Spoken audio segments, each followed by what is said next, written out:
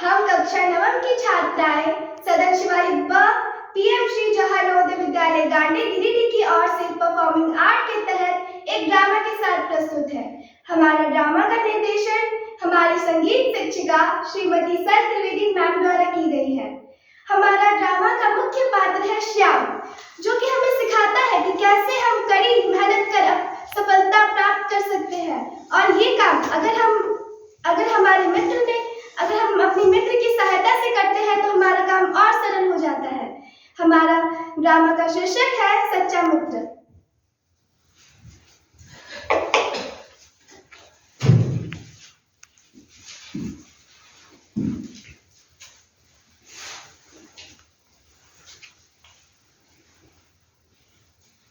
बेटा सैम उठो, तुम्हें स्कूल जाना है। हाँ पापा, अभी उठ रहा हूँ।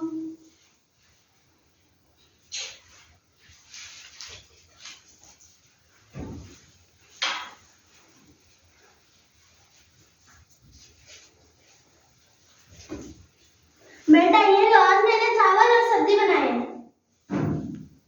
पापा ये खाना तो बहुत स्वादिष्ट है। अच्छा पापा, मैं चलता हूँ। ठीक है बेटा, अपना ध्यान रखना।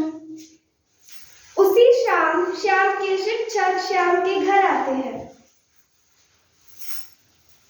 नमस्ते सर। नमस्ते राम। आइए बैठिए।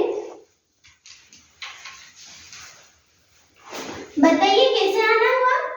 रामू जी, मैं आपको ये बताने आया हूँ कि आपका बेटा श्याम पढ़ने में बहुत अच्छा है। क्यों ना आप इसे शहर में भेज दें? शहर में? लेकिन हाँ, शहर में उसे पढ़ने की और अच्छी सुविधा मिलेगी। यहाँ गांव में उतनी पढ़ने की अच्छी सुविधा नहीं है। शहर में उसे अच्छी सुविधा मिलेगी पढ़ने की। ठीक है सर जी, मैं इसके बारे में जरूर सोचूंगा। ठीक है रामू जी, मैं चलता हूँ। धन्यवाद। शाम को श्याम अपने घर आता है। बेटा तुम आ गए। बेटा तुम अपना सारा सामान पैक कर लो, कल तुम्हें शहर जाना है। क्यों पापा? बेटा तुम्हें अपने आगे की पढ़ाई पूरी करनी है ना? हाँ पापा, लेकिन हम शहर में रहने के पैसे कहाँ से लाएंगे? बेटा तुम उसका फिक्र मत करो, मैंने सब उसका इंतजाम कर लिया है। ठीक है पापा। श्याम अपने पिता की बात मानकर तैयार हो जाता है और अगले दिन। बेटा तुम तैयार हो गए? हाँ पापा। चलो मैं तुम्हें ट्रेन बिठा दूँ। देखो बेटा, तुम्हें ध्यान लगाकर पढ़ाई करनी है। हाँ पापा, लेकिन आप अकेले रह लोगे ना? बेटा तुम मेरा फिक्र मत करो, हम रह लेंगे। और ये लो, मैंने तेरे लिए कुछ पैसा बचा के रखा था। पापा आपने ये पैसा कहाँ से लाया? बेटा वो मैंने थोड़ा सा जमीन बेच दी। पर क्यों पापा? बेटा जमीन का क्या है, वो तो आते जाते रहेगी, पर तेरा भविष्य तो अभी ना बन सकता है। ठीक है पापा। ठीक है बेटा, ट्रेन आ गई। बेटा ध्यान से जाना और पढ़ाई में ध्यान देना। ठीक है पापा, आप भी अच्छे से रहिएगा।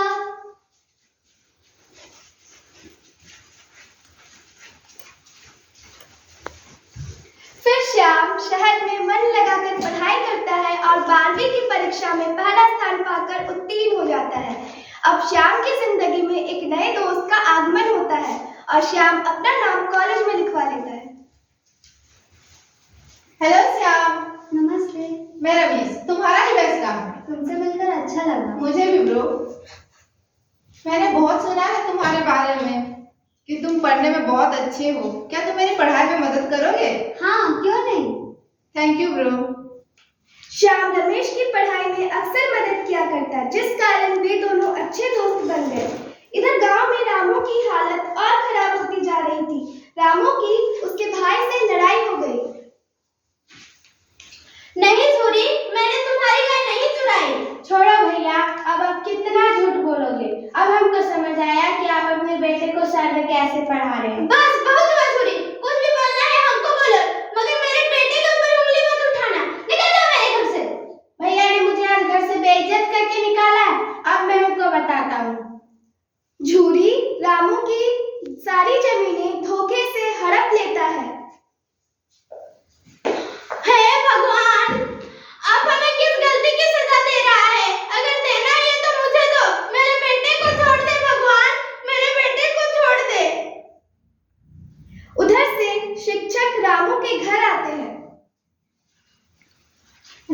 जी आपके बेटे ने मुझे फोन किया था, ये लीजिए आप उससे बात कर लीजिए। धन्यवाद सर। हेलो, प्रणाम पापा, आप कैसे हो? हाँ बेटा, मैं बिल्कुल ठीक हूँ। पापा, पर आपकी आवाज से तो नहीं लगता। नहीं बेटा, मैं बिल्कुल ठीक हूँ। अच्छा बेटा ठीक है, मैं थोड़ी देर बाद कॉल करता हूँ, अभी मुझे काम है। पापा पर क्या हुआ श्याम? कुछ नहीं रमेश, पापा बहुत परेशान लग रहे थे, उन्होंने कुछ बताया भी नहीं। तो तुम एक काम करो, अपने गांव वाले किसी दोस्त से पता कर लो। That's good Ramesh, thank you. Shyam अपने दोस्त से पता लगाता है और उसे पता लग जाता है कि आखिर क्या हुआ है। अभी पापा को मेरी सबसे ज्यादा जरूरत थी और मैं उनके पास नहीं हूँ, लेकिन अगर पापा को पता चल जाएगा कि मुझे सब पता है तो वो और दुखी हो जाएंगे और मेरे पास पैसे भी नहीं उनको भेजने के लिए। तो तुम एक काम करो, तुम अपने पापा को कॉल करके बोल दो कि तुम्हारी नौकरी लग गई और तुम उनसे पैसे मत लेना, तुम पैसे की जरूरत मुझसे पूरी कर लो। लेकिन रमेश, मैं तुमसे पैसे कैसे ले सकता हूँ? देखो, जब तक तुमको नौकरी नहीं मिल जाती तब तक तुम मेरे घर में रह लेना और मेरे जरूरत पे मुझसे पैसे ले लेना, और जब तुम्हारी नौकरी लग जाएगी तब पैसे वापस कर देना। ठीक है रमेश। श्याम रमेश की बात मान जाता है और अपने पापा को कॉल करता है। हेलो, हाँ बेटा कैसे हो? मैं ठीक हूँ पापा। पापा, मेरी नौकरी लग गई। अरे वाह, ये तो बहुत अच्छी खबर है बेटा। हाँ पापा, अब आपको मुझे पैसे भेजने की जरूरत नहीं है, मैं खुद इंतजाम कर लूंगा। ठीक है बेटा। ठीक है पापा, मैं रखता हूँ, प्रणाम। इसके बाद रमेश श्याम को अपने घर ले जाता है। दोनों साथ पढ़ते, साथ रहते।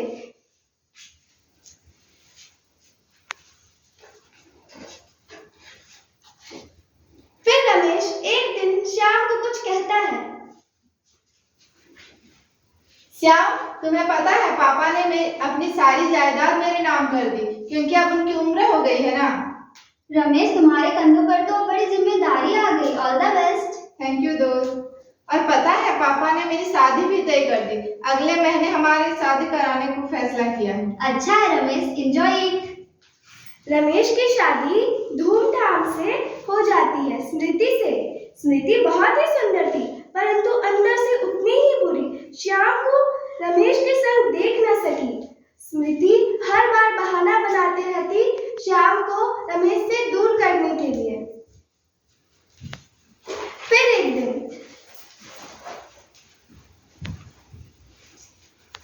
रमेश, ओ रमेश, तुम खड़े क्यों हो? जाओ जाके बाजार से सब्जी लेके आओ। हाँ भाभी, लाता हूँ। तुम बस पढ़ते रहते हो, अगर तुमको इस घर में रहना तो इस घर का सारा काम करना पड़ेगा, समझे? ठीक है कहीं करके। ठीक है भाभी। स्मृति जो भी काम करवाती श्याम उसे चुपचाप करता और किसी से उसकी शिकायत न करता। लेकिन जैसे स्मृति ने ठान ही लिया हो कि वो श्याम और रमेश को दूर कर तुम्हारे दोस्त ने क्या किया? क्या क्या स्मृति? उसने तुम्हारी तिजोरी से पैसे चुरा लिए। नहीं, ऐसा नहीं हो सकता। श्याम को मैं बहुत अच्छी तरह से जानता हूँ, वो मेरा दोस्त है, वो ऐसा नहीं कर सकता। हाँ, तो तुम्हें मुझसे ज्यादा भरोसा उस दोस्त पे है। तिजोरी जाके खुद चेक कर लो। श्याम, ओ श्याम। हाँ भाई, क्या? तुमने चोरी की है? नहीं भाई। हाँ, तुमने चोरी की है, मुझे तुमसे ये उम्मीद नहीं थी। निकल जा मेरे घर से। ठीक है दोस्त, जैसा तुमको, लेकिन सच है ये मैंने चोरी नहीं की है। इतना दिन रखने के लिए शुक्रिया। श्याम और रमेश दोनों दूर हो जाते हैं। स्मृति ने तिजोरी से खुद पैसे निकालकर श्याम पर झूठा इल्जाम लगा दिया कि चोरी श्याम ने की है। श्याम शहर में भटकता रहता। फिर एक दिन उसने काम मांगने का सोचा और वो एक ढाबे के मालिक के पास पहुंचा। साहब, साहब। क्या है? साहब, मुझे कोई काम मिल सकता है? मैं बहुत गरीब हूँ। ठीक है। ओ सोहम, इसे कोई काम दे दे। ठीक, शुक्रिया मालिक। फिर श्याम पूरी मेहनत से ढाबे में काम करता। वो दिन में काम करता और रात को कड़ी पढ़ाई करता। फिर एक दिन ढाबे के मालिक के नाम पर उसकी एक पत्र आता है।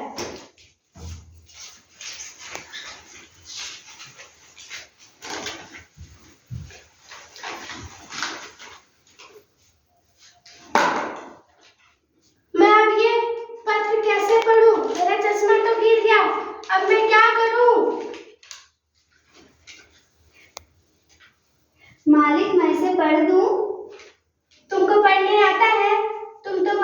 गरीब हो। हाँ मालिक, मैं इसे कर सकता हूँ।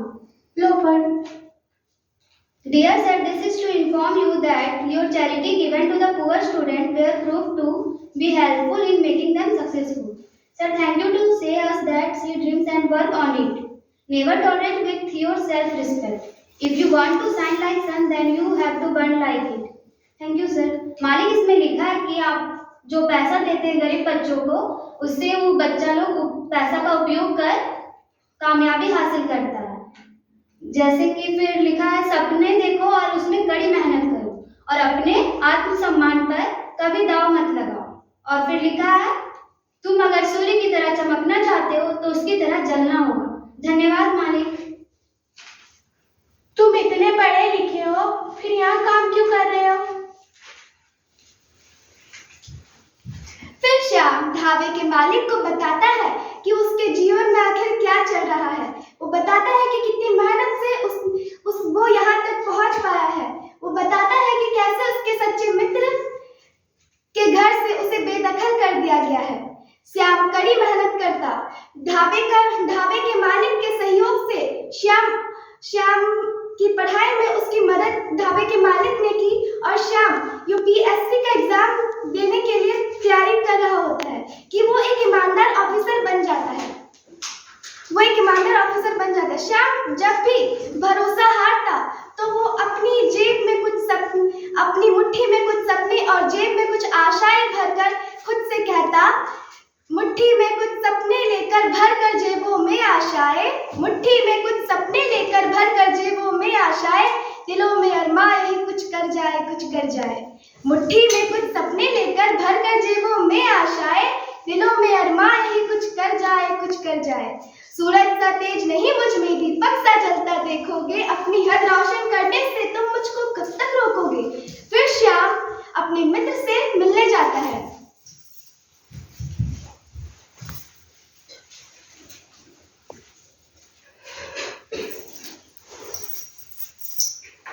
रमेश, हाँ मैं आ रहा हूँ। अरे श्याम, तुम यहाँ कैसे? हाँ रमेश, मैं तुम्हें तुम्हारे पैसे लौटाने आया हूँ। वैसे अभी तुम क्या कर रहे हो? कुछ नहीं, बस डीसी के रूप में स्वर्णपुर डिस्ट्रिक्ट में तैनात हूँ। अरे वाह, ये तो बहुत अच्छी बात है। रमेश, ये श्याम है क्या? हाँ स्मृति। ये डीसी बन गया? हाँ स्मृति, तुम नहीं पहचान रही है? रमेश, मुझे माफ कर दो, मैंने तुम पे बहुत बड़ा इल्जाम लगाया। तुम माफी क्यों मांग रही हो स्मृति? रमेश, क्या है स्मृति? मैंने इस पे चोरी का झूठा इल्जाम लगाया था, इसने वो चोरी नहीं की थी। क्या तुम ऐसा क्यों की? पर तुमने हम दोनों की दोस्ती में दूरी बढ़ा दी है। मैं तुमको कितना भरोसा करता था, लेकिन तुम हमको धोखा दी है। रमेश, मुझे प्लीज माफ कर दो। नहीं, मैं तुमको माफ नहीं कर सकती। प्लीज मुझे माफ कर दो रमेश। नहीं रमेश, भाभी को माफ कर दो। गलती तो इंसान से ही होता है, उसको माफ करने वाला भगवान के रूप होता है। श्याम, तुम्हारा दिल कितना